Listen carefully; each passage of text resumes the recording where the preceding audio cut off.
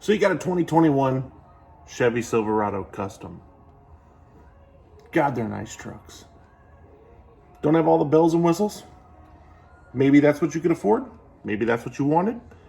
Like me, maybe that's what you needed because you can't stop tinkering with it. And so your custom soon becomes a custom. Today, we take it a step further. Today, we update the dash. Stick around.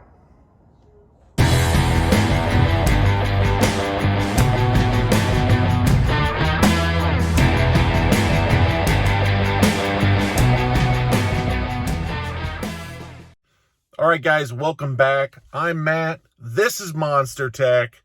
And today, we're inside of my 2021 Chevy Silverado Custom. I've had this truck since January. It's now, May 24th, May 26th. I've got 10,282 miles on this truck, and I bought it brand new. I love it. It runs great.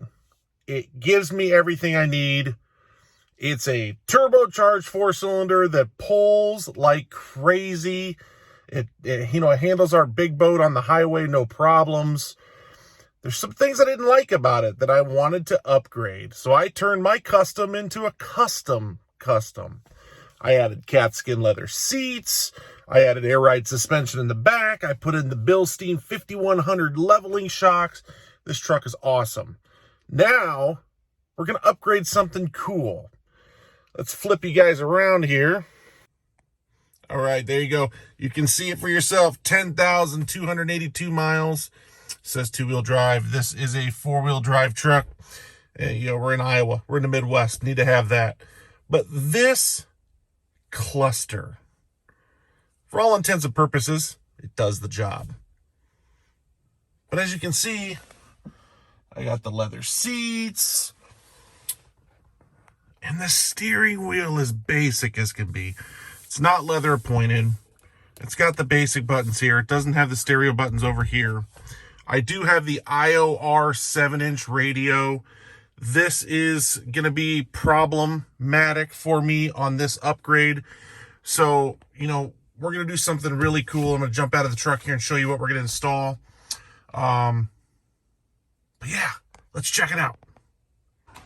All right, guys, so we ordered from White Media, otherwise known as WAMS, W-A-M-S, the not GMC, Chevy Silverado High Country instrument cluster. The one that's completely digital in the middle. This thing is awesome. Get on their website, order it up. They will ask you for your VIN number, what installed options you have, so on and so forth. They will program the cluster. The mileage doesn't matter. The mileage is stored in a computer inside the vehicle, somewhere else, in the black box, wherever that might be. This just plugs in as a monitor for the mileage, but it's got everything else. I paid the extra $50. It's got some optional menus in it. I'll show you what those are when we get it installed. This guy, we are upgrading. This is the Synthesis color. As you can see, there's two colors here, the silver around the rings, because we're going to do some further upgrades in the cab on the trim. The cab on the Customs comes with what's called liquid palladium. So there's liquid palladium, there's Synthesis, and then there's bronze. We're going with the Synthesis because we're upgrading our steering wheel. So we're upgrading our steering wheel to the leather heated appointed. Don't know if the heat's going to work right now. I got some other stuff that I'm going to have to do, track some circuits down to get that working. Comes with all of our buttons, front and rear for the radio. Caveat on the radio, don't know if that's going to work. I have some more research to do. But leather appointed wheel, stitched. Everything is perfect. Synthesis in black, just like the rest of the truck. It's really, really, really going to set it off. It's really going to take care of that look with the cat skin leather seats. So why did I upgrade the steering wheel? Well, I wanted the leather, number one. But I got to have these buttons because the Custom, this is blank. Remember in the truck, this was all blank. You need these to run the menu in here. Now the hard part. The wire, there's a single wire that runs from the clock spring connector on the steering column to the back side of this guy. and it's in the pin out for the controller. These control it. You have to run that wire in the custom. It's not there. Obviously, they didn't need it. That switch isn't there. It's one single wire. We're going to show you guys how to do that, and hopefully it works without a hitch.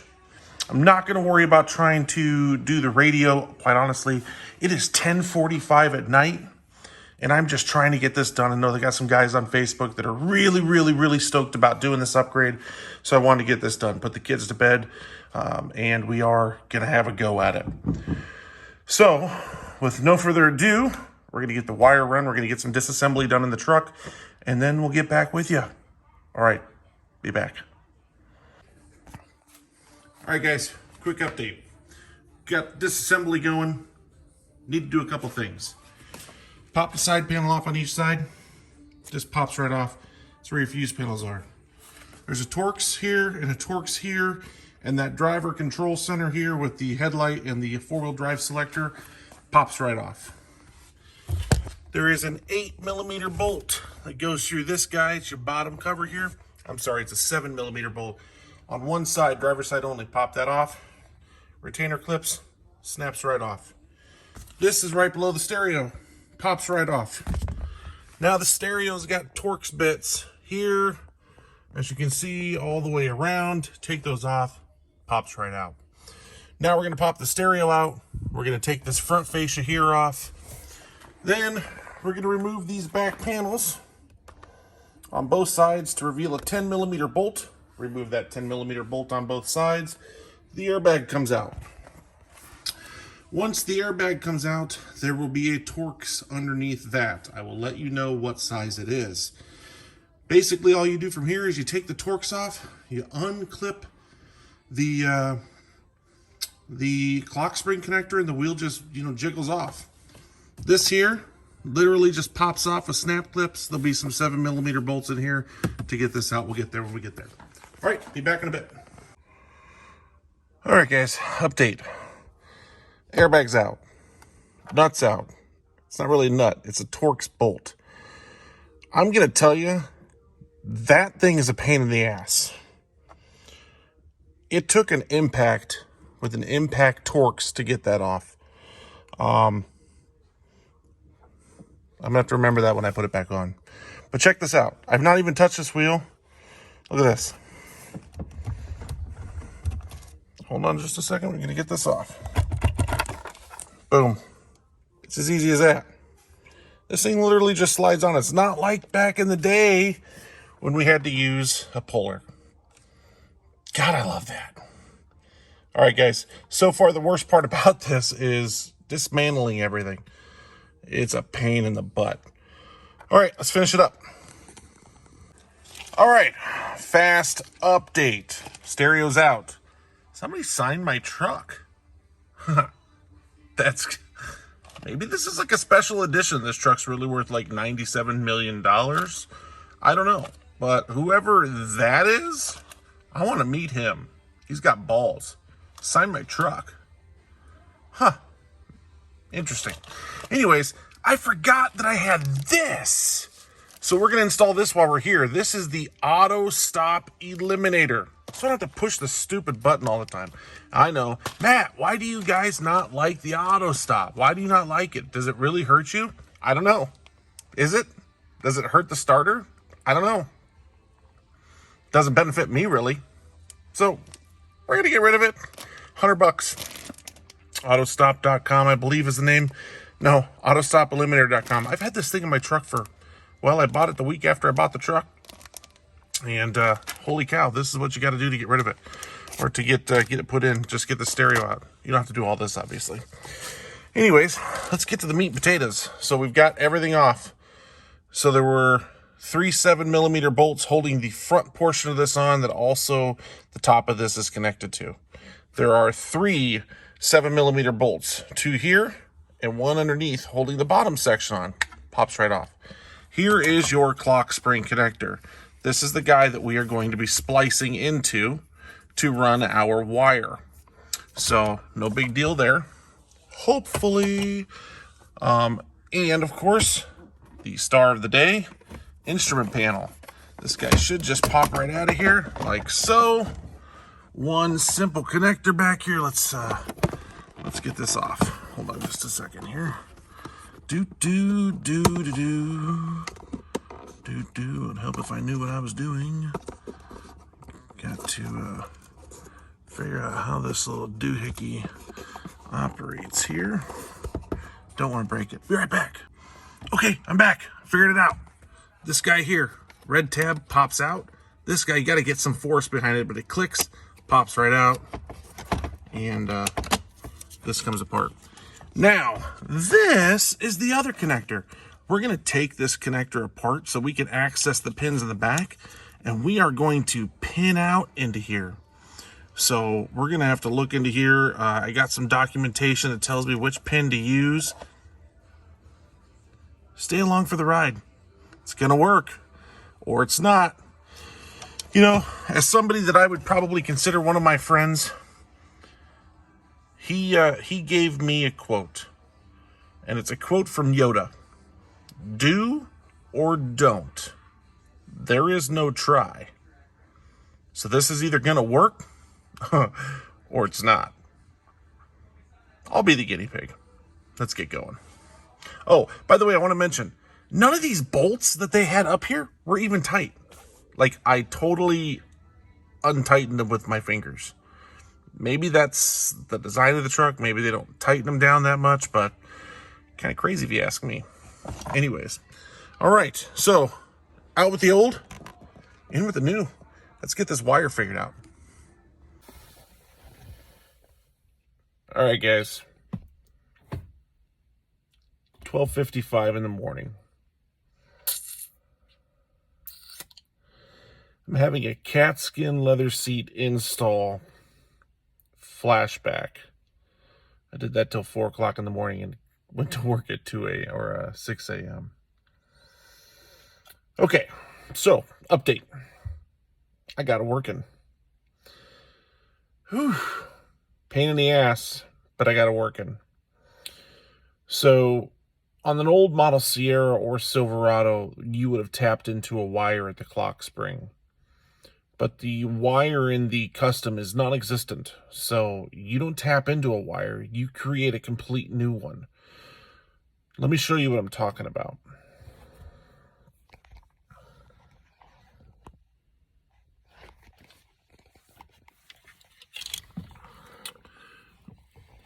So this guy comes apart. You can see down on here, you have pin 17. You're going to put a wire into pin 20. That's currently not filled. Then you're going to come to your clock spring connector, and you're going to put a wire into pin number 9. You see that big black silicone wire going in there right there? Pin number 9. Seat it all the way in there.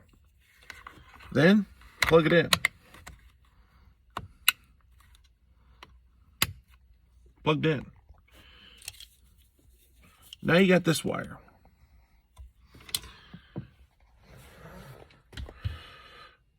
Guys,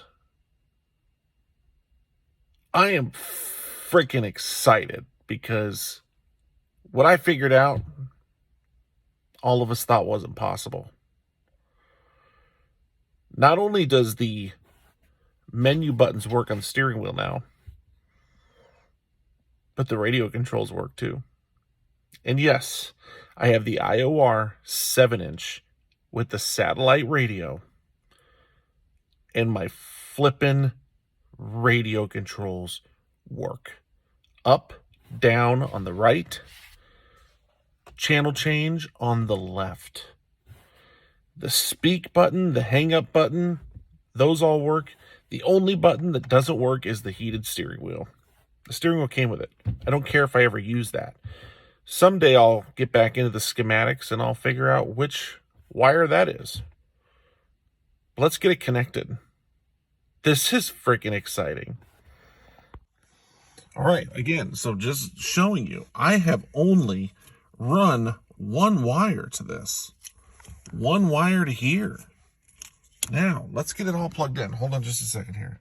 I'm going to put the phone down here. Hopefully, it's not going to really work too well. But let's get the I'm going to put you down here for a second, guys. Okay. So I wanted to do a recap kind of in the daylight because I wanted you guys to see the difference. So if you remember, the steering wheel was the original non-leather appointed black wheel with the blacked out blank plate here. This was all black, very, very all black. Okay. So as you can see, I changed out the steering wheel with the leather. God, I miss this kind of leather steering wheel. Feels great to drive. The trim is just beautiful. I love it. It matches the stereo. As you remember, we changed it out. This color is called Synthesis. And the old style with the custom trucks come stock with a color called Liquid Palladium. The difference is you can see this style around here is a different color. This is like a stainless steel. And I'm going to get the replacement pieces that go around here that make these stainless. Originally, I was going to do the leather appointed dash. I don't know if I'm going to do that now. I really like the way this looks. So as you can see, we've got the instrument cluster installed. And I wanted to go quickly through the menu options. Again, I paid $49 for the extended options. You can choose to do that or not. It's up to you. All right, so we got the miles per hour. And we have our distance A and distance B. Miles to empty. Percentage of oil life left. We have our... I really, really like this screen. It's your wheel pressures. Your air filter life. Your brake pad life. I don't know how true this is. If this is accurate, this is crazy. I've got 10,000 miles on my truck, and I've got 94% brake life left. That's insanity. Your average fuel economy. This is reset. I've just been putzing around the block for maybe 2 or 3 miles, so this is going to be a garbage reading. Your timer. I guess if you want to time yourself. Your coolant temperature. Up-to-date coolant temperature. What I mean by up-to-date, not really up-to-date, but live time. So this is changing. It's actual what it is instead of what the temperature reading on the display up there is. Top consumers. This is cool. So I'm going to do something here. I'm going to turn this on. I'm going to turn my fog lights on. See how fog lights pop on there? Top consumer. Just the fog lights are putting a 0.02. So, you know, what is that? 2/100ths of a gallon of fuel per hour. So that's kind of nice. Yeah, I kick on the AC here. The AC is 0.03.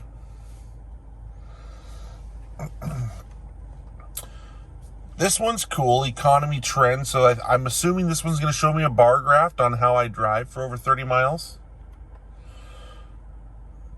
This one's oil temperature, oil pressure. And as you can see, goes up and down with the accelerator, obviously. Performance, oil pressure, oil temperature, and I have the 2.7 liter turbo. This has engine boost.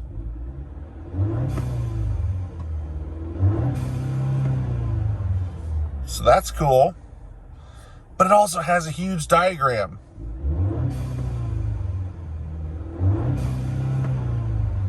As I was driving last night, that thing gets up to about 97 when you get on it.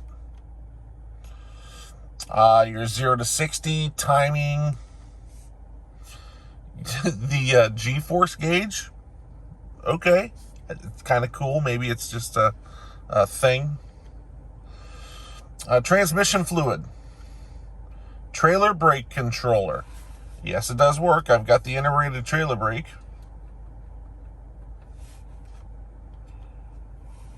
This one's cool. It tells me which way my wheels are. So if you watch it, let's turn them all the way around here. You can see now they're straight. For whatever reason in the menu, this is called off-road. This is pretty cool. And then you can go in and you can select which options you want to be on the screen, which options you don't. Anyways. And then there's settings, speed warning. So anyways, okay, so back to it. Remember I told you the radio works.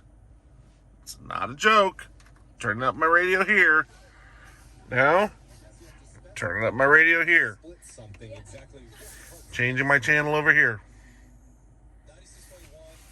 Guys, it's great. I love it. We installed the auto-stop eliminator. Perfect. Didn't have to turn it off this morning. I love it. All right. So, as I said, I love it. Let's get this radio turned down on my steering wheel, of course. Got it all installed. Super easy. This is not your, honey, I'm going to go out after dinner and spend an hour in a garage and do it. I think I worked on this from about 10:30 to, I climbed into bed about 2:30 in the morning. When I did the complete changeover, I had a check engine light come on that I had to reset. If you guys don't have a way to reset check engine lights or read your engine codes at home, you really have no reason doing this. You know, when you do modifications to your vehicle, check engine lights come on all the time. So I got in there, reset the code. It hasn't come back on. No big deal.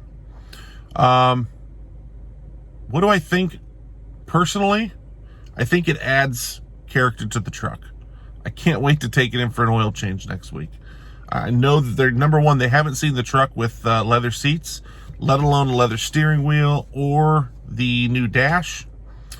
I also installed the kicker sound system in the back from GM. That's pretty cool.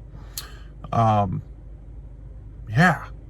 I really like it. I love my truck. I didn't buy what I could afford. I bought what I wanted because I tinker and I can't stop. So why not?